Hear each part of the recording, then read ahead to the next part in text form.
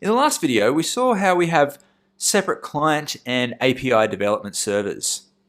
Now, when we deploy our app, though, the client will be built as static files, including our JavaScript bundle files, and this will be served from the server or a CDN. So this will mean that we'll be back down to one server on a single host. Now, it makes sense that we code the app on the assumption that both the client and server are on the same host, as they will be in production. So for example, if we were to go to our client main.js file, and let's just say that we wanted to do a call to the API from here, we might do something like const response equals await axios.get, and we'll put in a path /items like that. Now that would assume that /items is an endpoint on the API, which it will be pretty soon.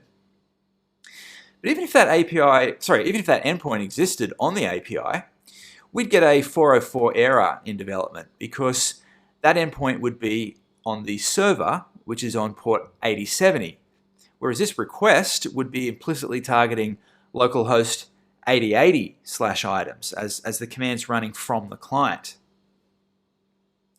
So the solution is to proxy calls to the API server during development. So luckily that's something that's easy to configure with the Webpack dev server. So let's just get rid of this first and come down to our view.config.js file. And we want to add something else to our config object. And we're going to use the property dev server. And we're going to add another property to that object, which is proxy. And we'll assign a string to that. And the value is going to be HTTP localhost 8070.